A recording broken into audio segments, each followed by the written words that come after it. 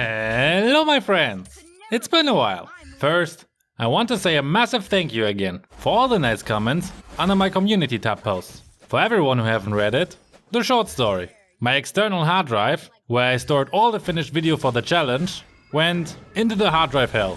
At least I hope so. If you want to know the details, you can pause and read it now, or head over to the community tab after this video. In general, I will keep you updated there about everything that's going on, and also run some polls whenever I need your guys' opinion. For example, that this video became one big monster was your decision. About the giveaway, I decided that this will be the last video with secret codes. Yes, you had me right, codes. Since this is a really long one, I included 5 codes, and they will be the last. On the 25th of August, the giveaway will end. The upload schedule will be basically from now on. When a video is done, it's done and will be uploaded. I am aiming for 1 big and 1 to 2 item guides per week, but I can't promise anything. First, I will remake all the promised videos, and afterwards, we'll see. There is one positive thing about the whole thing though. It gave me the opportunity to review my videos, and honestly, I'm not 100% happy with my 2 weakness videos. I'm not saying that they are bad, far from it. But I have the feeling they just could have been more juicy, content-wise. That's why I took a different approach for today's video. But before we get into that, I want to say a big thank you to Vaques Jesus, who bought me 40 cups of coffee. And of course to Vince as well, who's a buddy of mine. Thank you so much for your support. I just bought 3 new bags of coffee on Saturday. I think I've never mentioned it, but I love coffee. So again, thank you so much. Last, we have the usual 5 shoutouts for today. And they go to Lark, DarkXia135, I'm a Gamer 941, Ling Shinobu, and Hamza Ali.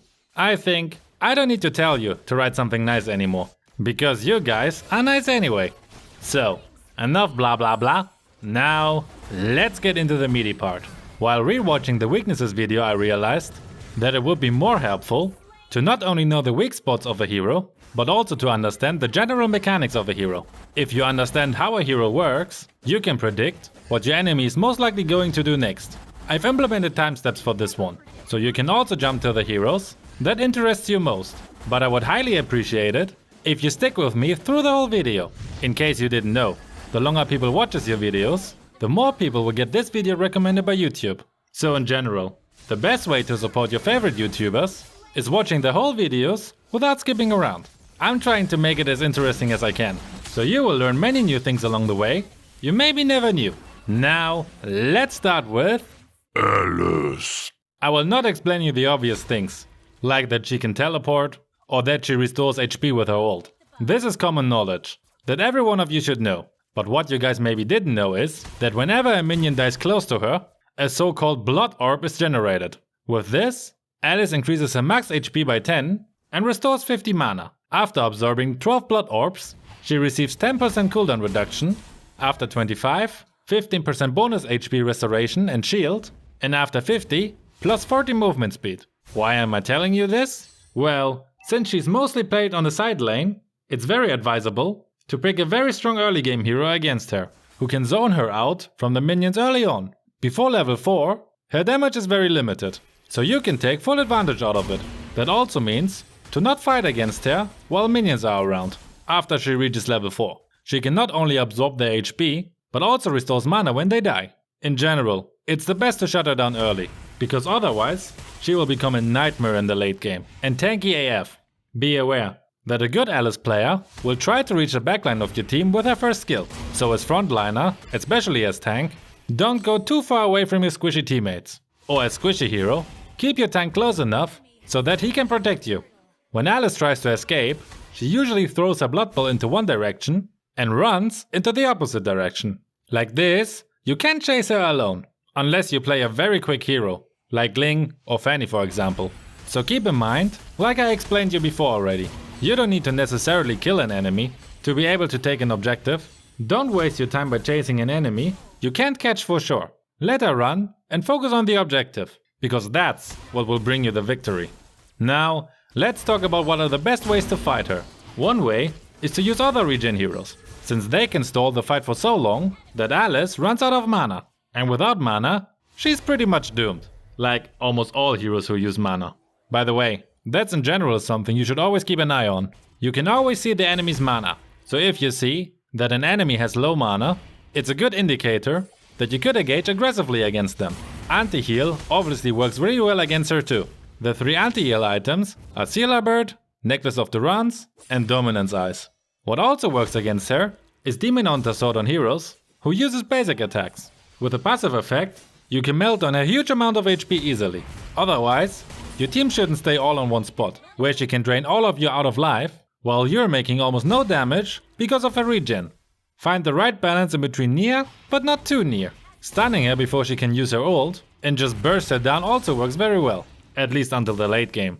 Last, shooting her down from a safe distance is another good way to beat her, if you have a hero who can keep the distance, or an awesome tank who can protect you from her. Before we move on, let me tell you a little trick that she could use. She can use the frozen effect from Winter Trunction and keep her ult active, just that you're aware of that. Aurora. She's one of the many one-shot mages in the game. The mechanic of her is quite simple. Whenever she uses a skill, she gains a stack of frost energy. Once she has 4 stacks, she can freeze an enemy hero for 1.5 seconds when she's hitting them with her skill. That she can do instantly with her second skill. She also deals 20% extra damage to the frozen target. So always be super careful around her when she has 3 or 4 stacks up. Why 3, you may ask? Well, she could simply use her first skill, which is an aiming skill, and directly use her second on you, which is a target locked skill. The second plus ult combo is enough to at least damage an enemy heavily. In general, when you play against a one-shot mage, bushes are your worst enemy as squishy hero. Never, ever just run blind into them. Either play a hero who can check bushes with their skills, like Kagura, Lilia, Nana, or Selena for example, or go together with a tank who's checking them for you. Little note for all tank users, please, check the bushes for your squishy teammates. If not, it's almost certain that you will get ambushed by her. Also, never underestimate her poking ability. This one you will hear more often from me. With her first and second skill combined, she can deal easily over 1000 magic damage. So as squishy hero, it's enough to get poked twice, to be basically out of HP. Dodge it as many times as possible and keep your distance. So, what works well against her? First, the most obvious, Athena's shield. When you're the target of her ambushes, mostly as squishy hero, I would highly recommend that you build Athena's shield after your core items. This will prevent that you're being one-shotted non-stop. What also works very well is Purify, or a hero who have a CC removal skill. As a tanky hero, you also don't need to be too afraid of her, especially when you have built Athena's shield. Then you can make her as your priority target and give your squishy teammates a much easier time to clear up the rest of the enemies. Her biggest strength is also her biggest weakness in the end. Ambushes works really well against her, especially when her stacks are not up. Otherwise any stuns and huge burst damage is also very effective. That counts for almost all squishy mages though, since they lack their escape skills once you've caught them. Another thing you will hear me saying more often. Cecilion. What makes him so strong in the late game is that whenever he hits a unit with a skill, he stacks up his passive. That gives him extra mana, and his skill damage increases with the maximum amount of his mana. That's why he becomes stronger and stronger the longer the game goes. Playing against a Cecilion in a 25 minutes match is a horrible idea. All of his skills have a fixed range, so in order to avoid his first, be either out of range or near enough to him to not get hit by the bat. But only be near him if you want to attack him. He can defend himself pretty good with his ult. He increases his movement speed by 60% for a short moment, and he gains immunity to slow effects. He also slows down enemies who he's hitting with his bolts and heals himself when hitting them. His second skill, you should be able to easily avoid it by sidestepping it, and not just stand still on one spot. Be always prepared for it to appear. So, what can you do against him? Well, picking a mage with a strong early game can make him fall behind easily. We will talk about them later as well. Really focus on finishing the game as soon as possible. He has the potential to turn around a totally one-sided game if you're not able to finish it, since he's not stopping to get stronger after you have his full build. Maybe you saw it in another video on YouTube already. With his full stacks, he can even one-shot the Lord. In reality, he will never become this strong. But after 25 to 30 minutes, he can one-shot almost any enemy. Using quick heroes who can dodge his skills easily are a very good choice. And obviously, Athena's shield can be your savior again. I wouldn't camp in the bush when Sicilian is near, especially in the late game. Most Sicilian players will just randomly nuke their first into the bush and deal a huge amount of damage to you when you're hiding in it. Last quick tip, whenever you play against a Sicilian and a Camilla together, never focus Camilla. When she gets low, Sicilian can hide her inside of him, and you wasted your skills. Always focus Sicilian in this matchup. Chang'u. There's only one mechanic you need to know. With her second skill, she can enhance her basic, first and ultimate. They stay enhanced until her shield that she gets from her second skill is gone. So having a hero who can poke her easily and destroy her shield is a massive advantage against her. Otherwise, the new item Radiant Armor is the best counter item against her. It increases your magic damage reduction by 3 to 10 for each hit, capped at max 6 stacks. This will greatly reduce her damage, especially in the late game, because the amount of reduction scales with your level. Her ult cannot be interrupted by simple stuns, but airborne, suppression, freeze or transform works. So having a hero in your team who can do either of those can completely shut her down. If you're the target of her ult, try to use the obstacles to your advantage. If she can't follow you, because there's a big stone in her way for example, you can escape easily. Also always sidestep it and change the direction while doing it, to dodge as much of it as possible. Or if you can, just run out of her reach. Another thing you can do, when you're together with an ally, is taking over the damage. If an allied hero becomes low, you can simply stand before him and take over some of the damage, especially as a non-squishy hero. Like this, none of you die, and taking over a few hits actually doesn't make so much damage. Chang'i's damage increases with each hit due to her passive. So when your ally already took like 15 hits, and you take over for him, the damage on you will be much lower. You can also of course hide behind minions or creeps. That's obvious, but I still wanted to mention it. She also has trouble against quick heroes, because she can't catch them without any help, since she only has slow effects, but no stuns. Last, as another mage with no escape skills, ambushes, stuns plus hide burst damage means almost certain death for her. Cyclops. First, never underestimate the damage from this little guy. Although he looks cute and funny, he can deal a huge amount of damage. I have the feeling some players don't take him serious, because they just blindly run into his skills. His mechanic is quite simple.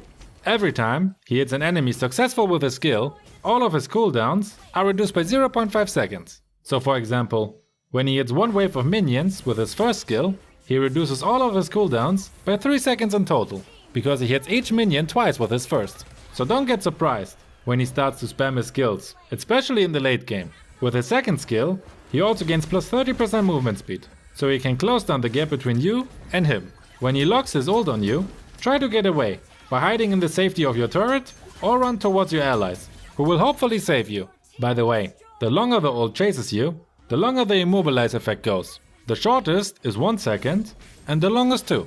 Like with other mages before, playing a hero with high mobility is a very good way to beat him. You can easily escape his ult and skills and hunt him down before you have the chance to escape. Also, since he must get quite close to his targets to land his skills, playing a hero with long range attacks works really well against him as well. Other heroes who work well are those with CC removal skills, or who can gain CC immunity. They can make his ult completely useless. Purify and Winter Trunction works as well of course. And last, surprise! He's vulnerable to CC effects, high burst damage and ambushes. The first keyword is magical. Esmeralda. Her mechanic is quite interesting. Each of her attacks deal damage twice. One deals physical damage and one magic damage. Also, each time she attacks you, she gives you a shield equal to 135% of the magic damage she dealt. Sounds nice? Well, it's not. Esmeralda ignores all shield effects, and with her first skill, she can transform gradually all shields from nearby enemies into her own. So the first and obvious advice I have against her, never use any shields. They will not protect you from her, and you will just make her even stronger. Next, be careful when she charges her ult.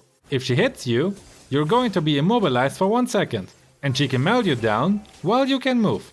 By the way, you can interrupt her ult while she's charging with stun effects. Like Alice, she's also used mainly on the side lane, but unlike Alice, she's already quite strong in the early game. Since she's also quite mana hungry, don't forget to check her mana status. Otherwise, I can pretty much copy and paste what works against Alice. Anti-heal and Demon Hunter Sword works, stun and burst her down before she have any shield works as well, and long range heroes who she can reach. Eudora. Basically, I can copy and paste everything what I said about Aurora, although they have some differences. First, her second skill is an instant stun that she can always use, so charging mindlessly into her is a big no-no. When playing against her on the lane, preferably use a hero who can bully her from a far distance where she can't reach you. Examples are Nana, Kagura or Zask. Otherwise, if you want to get near to her to kill her, ambush her and take her down before she can stun you. All heroes with CC removal skills or CC immunity work very well, of course, as well as Purify.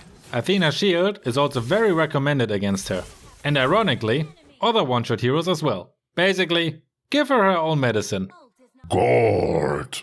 When I started to play Mobile Legends, about 1.5 years ago, he was always picked. Nowadays, you rarely see any god surfing around. Sad. There's not much I can explain you regarding his mechanics. One important thing is that whenever he deals 4 times damage to a single target, he will inflict 160 plus 70% of his total magic power as true damage. So never underestimate his ultimate damage, because with his true damage, he can melt down many heroes in no time. Avoid his first and second skill as much as possible, what is actually not that difficult for most heroes. Keep your distance to him for that, and also to escape his ult easily, by simply getting out of reach for him. With suppression, airborne, transform or freeze effects, you can cancel his ult by the way. So if your hero have one of those effects, just target it at him. Also, since he can't move while using his ult, you could just burst him down from the back. In general, quick heroes can be a big problem for him, because he can't aim his ult that fast that he could ever catch them. Otherwise, what are mage heroes with low mobility weak against? CC effects, high burst damage and ambushes. Harith. Okay, his mechanic is more interesting again. His passive reduces the duration of any CC effect, except suppression, by up to 45%, depending on the amount of enemies near to him. So when you're in a gank, be aware that the duration of your CC skills is much shorter on him. With his second skill, he will dash and gain a shield when an enemy is nearby. The more enemies are around, the bigger the shield becomes. His basic attack is also enhanced, and when he's hitting an enemy with it, the cooldown of this skill is reduced by 3 seconds. Next, don't get hit where the 2 waves crash. This deals significant more damage than just getting hit by 1 wave. At best, you're not getting hit at all of course, but if you can't avoid it, at least make sure to not be in the middle of it. When he activates his ult and the sword appears, the cooldown of his dash skill is reduced by 4 seconds. And when he comes in contact with the sword, while using the dash, the cooldown is reduced again by 3 seconds and the cooldown of his first by 1 second. That's why he can dash around almost endlessly when he's using his ult. So, what can you do against it? Well, the easiest will be to not fight him where the sword is. If it's possible, just retreat. In the early game, he's also not the strongest, so if you have a strong early game hero, play very aggressive against him. If you let him snowball, he have the potential to dominate the whole game. If that happens, make sure to buy anti-heal items to reduce his shield. Otherwise, anti-dash heroes are the best hard counters against him, like Kufra, Mincetar or Fovius. Heroes with an instant stun and burst damage can stop him also very well in a 1v1, talking about Eudora, Aurora, Saber, Jawhead or Cho. Esmeralda works also very well against him, for the mentioned reasons. The second keyword is MLG. Harley. My little favorite. Right now, he's one of the strongest heroes. Well, until his nerf comes, but you don't need to ban him always necessarily, and I'm not only saying this because I love to play him. Yes, his combo can be very deadly, but also quite easily avoided. First, his mechanics. His basic attack deals always magic damage. Almost all heroes deal physical damage with their basic attack, even when they are mages. In Harley's case, that's different. Also, whenever he damages an enemy, he reduces the magic defense of that target by 2 points for 3 seconds, capped at maximum 10 stacks. When he levels up his first skill to level 3 or 5, he will throw more cards of rounds. So be aware that on level 5 and 9, he has a huge power spike. But also know that after he hit one enemy with 3 cards, the rest of the card's damage decays to 50%. And also additionally decay when his ult Ring of Fire is around you. And since we talk about his ult, the damage of his ult increases with the damage he deals to you while you have it around you. In total by 50% of the damage you receive from him. So, if you receive 1000 damage while you have the ring around you, you receive an extra of 500 damage from the ring's explosion, plus the regular damage. What means, once it's around you, try everything possible to avoid his damage. Radiant armor works very well to reduce the damage of his cards. In Winter Junction, let you avoid the ult's damage completely. Just don't use it too early, otherwise the ring is still active when the frozen effect is over. Next, his ult will be blocked by allies, so as tank, you can take it after you've built Radiant armor or Athena shield easily. Next, hide behind minions, jungle creeps, or your lovely tank to avoid the cards. Like this, you're not getting melted down. If you have a dash skill, wait until Harley uses his cards or his teleport. Like this, he has almost no chance to catch you. As a mobile hero, you can have a really hard time against him of course. But maybe when your enemy picked Harley, you should be able to switch to another hero who has a dash skill. Next, having heroes who have instant stuns are super dangerous for him. If you manage to stun him and the time runs out where he can teleport away, which is 4 seconds by the way, it's almost a free kill. You can of course also trap him by waiting at his return point to beat him down. That forces him to either stay at the location where he is right now and he's hopefully getting beat down there, or to teleport back, where he's getting eaten up by you. Otherwise I can recommend to use Ages, or heroes who can build up a shield. Like this, you have a high chance to survive his ult. Cardita. My wife will maybe hate me for this. She's one of her favorite heroes. First, let's get into some of her mechanics. While using her first skill, she's immune to any CC effects except suppression, and have a 50% damage reduction. So if you're using your skills on her, you should probably wait until she's out of her wave. Also as an example, she can crash into Johnson with it while he's rolling and stop him while not getting stunned by the crash. Her passive makes her regen 65% of the damage she took within 4 seconds after it's activated. This effect has a cooldown of 30 seconds. You can see that it's up by this little bubble that's floating around her. If it's up, it's a good idea to poke her and wait for 4 seconds before you try to actually take her down.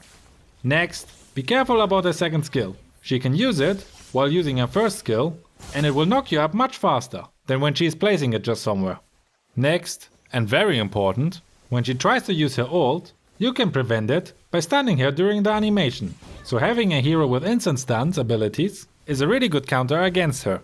That doesn't help you of course when you're knocked up by her second skill. So really, make sure to prevent that. And again for the protocol, heroes with CC removal or immunity or purify works very well for that. As well as Athena's shield, to prevent the one-shot from her. Anti-heal I wouldn't buy necessarily against her by the way. Except when you play against a godly Cardita, like my wife. Kagura. Now we're getting to a hero who's considered to be one of the hardest to master, and therefore also one of those you need to know the mechanics to be able to outplay her. That's why we're diving deep into her, because there's a lot to talk about. That sounded awkward. Anyway, first, her second skill and her ult have a separate cooldown. One when she uses this skill while having her umbrella, and one while she's without it. That's why her combos looks like this. Whenever she picks up her umbrella, she gains a shield, stuns the surrounded enemies, and also slows them down. With her second skill, she can also teleport to her umbrella, where the passive is also triggered. She also picks it up automatically when she gets too far away from it. So when you're chasing her, while she doesn't have her umbrella, be aware that she will try to stun and slow you to escape. When she has her umbrella, she can use her second skill to dash into the direction she aims. And importantly, remove any CC effect, except suppression of course. In general, chasing her is really difficult if your enemy knows how to use her. Also, don't underestimate her poking ability from her first skill. From a logical point, it doesn't really hurt getting hit by an umbrella, and it doesn't look as spectacular compared to many other skills, but it deals a huge amount of damage for a poking skill. She can also check bushes with her umbrella, so when she puts her umbrella into the bush you're hiding in, she can see you. While she has her umbrella, her ult will knock you back and slows you down, while when she doesn't have it, her umbrella will link you to it if you're near to it and slows you down. The cooldown for her first skill is resetted by the way, so she can move directly her umbrella again. If you not manage to unlink yourself within 3 seconds, you get pulled towards the umbrella and receive additional damage. This will change however with a revamp. Then there will be no more links, but an area where you're slowed as well. If you're still in that area after 1.5 seconds, you will get pulled towards the umbrella as well. It seems the slow effect is reduced though, but I can test it. I have no access to the advanced server yet, but I'm working on it. So, I hope you have a rough idea now how she works. She basically has 1 poke, 2 blink, and multiple CC skills. Now, how can you fight against her? First, by using high mobility heroes against her. They can escape her umbrella fairly easy and hunt her down, even when she tries to escape. Examples are Lancelot, Gusion, Harith, 1-1 or Fanny. Tanky heroes also work well against her, because her damage is often not enough to melt down those kind of heroes. Examples are Esmeralda or Yuzong. When you want to stun her, you should do it while she doesn't have her umbrella. She only can remove CC effects from her when she have it. Just make sure to not push her out of the umbrella's reach. Then she can pick it up automatically. This is also the time where she's vulnerable against ambushes and stuns, followed up by high burst damage. And no, I'm not getting tired of mentioning it for each and every hero where that fact applies. The third keyword is Simp. Lunox. Another hero with very interesting mechanics. I guess most of you know that she can be either in her order or chaos state. And depending on her state, she have different ults. When she's in her order state, she can transform into a light ball and can receive any kind of damage or debuffs. But when she's in a chaos state, her ult is simply a blink skill, and afterwards she can use her second skill without any cooldown for 4 seconds. Her second skill deals magic damage to a single target, slows you down by 10% and deals additional damage based on your max HP. So be really careful around her after she used her chaos ult, or she can melt you down in no time. Her AoE skill also slows you down by 40% for 2 seconds and deals quite some damage. So be also careful about that. Now, what are the best ways to fight her? When she's in her order state, you have to either stun and insta-delete her before the stun is over, so she can't escape with her ult, or you play a hero that can follow her while she tries to get away. After she used her ult, she have to switch her mode to get access to her chaos ult, and is an easy target for many heroes, like Jawhead, Hayabusa, Benedetta or Lancelot, to name a few. You can also try to scare her and bait out her ult. Otherwise, attack her while she's in chaos mode. Then she's vulnerable to ambushes. Just make sure to kill her fast, so she doesn't get the opportunity to melt you down with her ult and second skill. Lo ye. About her, there's one super important thing to know. Always try to avoid her yin-yang reaction. Whenever she uses one of her first 2 skills, she either marks you with a yin or yang. After she uses her skill, it changes to the opposite. So for example, she hits you with her first skill and you're marked with yin. Afterwards, she hits one of your allies with her first again, then he is marked with yang. As soon as you two come together, boom! Her yin-yang reaction is triggered and deals massive damage, and also stun both of you for 1 second. Her first skill is a charged one. That means she only can use it when she have a stack available. In her case, she gets 1 stack, all 8 to 6.5 seconds. She can have up to 4 stacks and gets one immediately after a yin-yang reaction. Also the cooldown of it is only 1.2 seconds. So, she can spam it out pretty fast when she's fully loaded.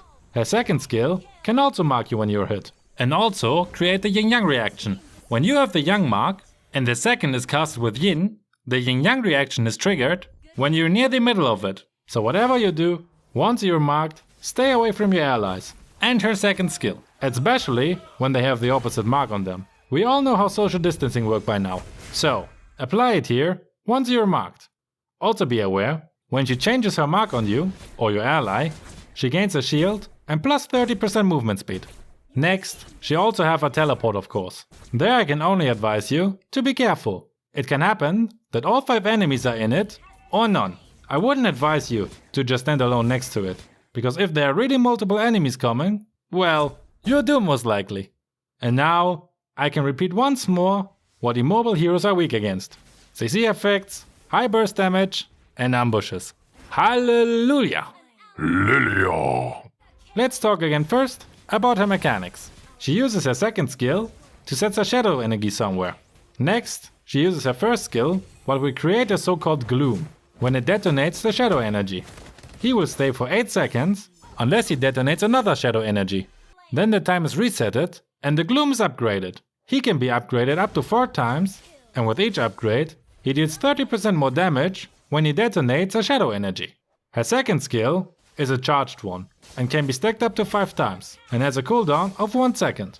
After 9 seconds, she gets 1 stack. Like this, she can hunt down an enemy pretty quickly and deals a huge amount of damage.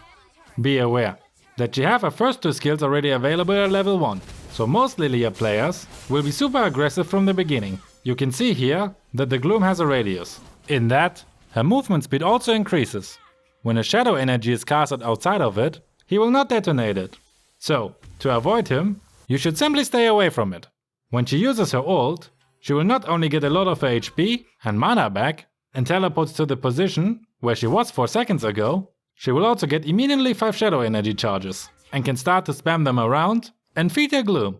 So, what works well against her is what works well against any immobile mage heroes. Surprise! Another important thing to notice. I'm sure you've noticed the shoes that run behind her. If you're not seeing them, it means her ult is on cooldown. So that's a perfect chance to kill her quickly. No. Oof, she can be annoying AF. And I love it. I don't think I really need to explain her skills. With her boomerang, she would try to poke you non-stop. With Molina, she transforms you into a cute cuddly thing. And with her ult, she tries to finish you off, or sends a flame shot into your face if you're still alive. Getting into a close combat against her is almost impossible if she sets her Molina right, so don't even try it. Ambushes are also difficult, because she can set her Molina into bushes to check them and transform you while you try to hide in it. So, what you need is a hero who can counter exactly these things. Any hero with CC immunity, CC removal, or in general quick heroes will have an easy time against her, because you can escape Molina easily. It follows you only up to a certain distance, so if you're out of reach, it will not catch you. Without Molina, she becomes much more weak. I forgot. You can also escape Molina by simply going through a wall, or by becoming untargetable, for example if you're concealed. Of course, she has an escape mechanism once she dies, but in the end, even if she gets away, it's not so tragic. When she's away, she has to recall to the base, and before she's back, you should have been able to secure the objective you're aiming for. Also, this effect has a 2 minutes cooldown, so in this time, she's easy fodder for many heroes. Oh, that. There's one very simple way to counter her, and I guess most of you know it. Have at least 2 heroes on the team who can easily interrupt her ult, and you're good to go. Whenever I play against Odette and have a stun, I always keep that one available for when she tries to melt down the whole team. If she have Purify, you should of course make sure that you're not wasting your stun while she have it active, which you can see by the way, although on a small phone it's kinda difficult. Besides that, don't underestimate her poking ability. With her first, second and passive, she can poke your HP down quite easily if you're careless. Otherwise, like with all mages, Athena's shield or radiant armor can save your butt. Farsa. I think most of you are aware of her skill set. What you might need to know is that when you get hit by her first skill and afterwards getting hit again, you're stunned for 1 second. In general, with her first and second skill, she have great poking abilities. But of course, her ult is her main damage source. To counter that, you need a hero who can reach her quite easily and interrupt her. There are many who can do this. Yuzong, Tigreal, Cho, Saber, Harley, Jawhead, Kagura or Selena. But be aware, while she uses her ult, she can still use her first and second skill without interrupting it. So while you approach her, she can stun and melt you down with her ult. Also make sure to know against what kind of Phaser player you play against. Some just spam click their ult, so in that case, just run straight away from it, without any zigzag. If she aims it, then you can zigzag, so she misses hopefully. Last, Athena's shield can of course save you from her burst damage. I bet I mentioned this one time too often than one time too less.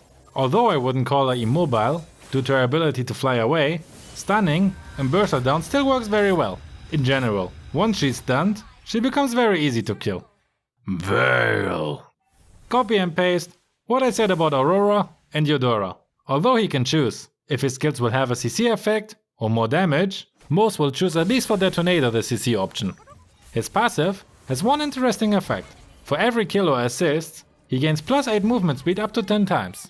So in total, he can get up to plus 80 movement speed, so don't be surprised when he's speed in the late game. Otherwise, to make it quick, since we are already so long into the video, and I don't want to waste your time, use heroes with high mobility, or CC removal, or purify. Always be careful around bushes, Athena's shield, because duh, and make ambushes, stuns, and high burst damage, because you have no escape skills. Valir. Whenever he hits you with a skill, you start to burn and get magic damage equal to 0.6% of your max HP for 4 seconds. If you're hit 3 times, you receive an additional damage of 6% of your max HP and get stunned for 1 second. His fireball is a charge skill and can stack up to 2 times and have a cooldown of 1.5 seconds. After 8.5 seconds, he receives 1 charge. If he hits an enemy hero with a fireball, he restores 1 stack immediately. So, if he's hitting an enemy hero with each fireball, he can spam it out non-stop. On the advanced server, he can also restore them when last hitting a minion or a creep, but that's not implemented on the original server yet. This skill can be blocked by minions and creeps, by the way, so you can hide behind them to avoid getting hit. His second skill is the firewall. If you want to get close to him, wait until he used it. The cooldown of it is quite long, so once he used it, you have a 6 to 8 seconds time frame to get to him. Or you play a hero who can overcome the CC effects by immunity or removal. With his ult, he can remove all CC effects from him except suppression and increases his movement speed by 50%, which decays over 5 seconds. He also gets 4 vengeance flames around him, which he can use to enhance his first 2 skills. That means he can only use his enhanced skills 4 times after using his ult. So really make sure to not run into them, because they deal much more damage than the normal ones. Otherwise use heroes with high mobility or CC removal or purify or long range heroes. His skills doesn't have the longest reach, so with a hero who can shoot him down from a far distance, you have also a very good chance against him. The fourth keyword is burn. Eve. She's famous for her ult, but again, you should never underestimate the poking abilities from mages. Also, each time she deals damage to an enemy with her first or second skill, she gets a stack for her ult, capped at 10. That means each time she pokes you, she have an additional cast for her ult. She also increases her shield by 5% for each stack. With her ult, she will most likely first slow you down and then tap you to death. Although stuns cannot cancel her ult, except suppression of course, it still can make sense to stun her to get out of her field, or to kill her of course. On the advanced server, it can be cancelled by any stun effect though. What means, like with Farsa, if you have a hero who can easily interrupt her, you will have a much easier time against her. Since she can move while using her ult, she's an easy target. For example, if you attack her from the back. That only works when her teammates are dumb enough to not protect her from something like this. Otherwise, having a hero with a dash skill will let you escape her ult quite easily, can reach her easily, and kill her when she can move. Zask. Last, we have Eve's best friend. His first is creating this little annoying nightmare spawn. After it hits you twice with a basic attack, the melting will start. So best, stay out of its reach as much as possible, because the poke can really hurt. His second skill is casted by Zask and the nightmare spawn as well, so be really careful regarding this. His third skill is usually easy to avoid, but he can hide it in a bush for example. It slows you down by a whopping 80%, so really, don't just run mindlessly into it. His ult is what makes him hated by so many players. Before you melt him down, he just hides and deletes you with his laser. Fighting him 1v1 is for most heroes a really bad idea, so don't do it. When he's in his ult, I will just run. Just don't forget, he can teleport it quite far when he jumps out of it and extend his reach like this. So, either just run and kill him once his ult is over, because then he's easy to kill like all other immobile heroes, or stun him and kill him before he can cast his ult. So, we are done, aren't we? What do you say? I have forgotten someone? Who could that be? Vexana. I wonder how many people wrote in the live chat or in the comments that I have forgotten Vexana. No, I haven't forgot her. I just wanted to troll you a bit. I find her mechanics really interesting, but sadly, she's so easy to counter. Her first skill is the Ghost Hand, which basically immobilizes you. You run uncontrollable around. And her second skill creates a dark circle. When this hits you, you receive quite some damage, so be careful. When she uses her ult on you, This symbol is appearing over your head. You're also losing consistently HP for 8 seconds. And after this 8 seconds, or after you died, a puppet from you will appear and start to attack you and your allies. That puppet also deals magic damage to all surrounded enemies, and can only attack with basic attacks and use the hero's passive skill. That means having a hero with really strong basic attacks in the team can be a huge problem, because this puppet could become super strong. The puppet gets up to 90% of the original hero's attributes. So, if you fight a Layla puppet with a full build, it will hurt a lot. If the puppet becomes a tank, it's also problematic. It will be able to sustain a lot and constantly deal magic damage to anyone around. 5% of the puppet's max HP, to be precisely. Her biggest problem is that she's almost defenseless against so many heroes. All assassins, all heroes with decent mobility, or all heroes with long range basic attacks can easily wipe her out from the battlefield. So without any protection, it is really tricky for her. Not for you, of course, which is the point of the video. Now we are done. Thanks to anyone who watched the whole video. My voice is already breaking down. This was a really long one, and I hope you have a good idea now how each mage works and how you can defeat them. Before we end, the fifth and last keyword is thanks. And yeah, that's it. I don't really have to say more now. Have a great day.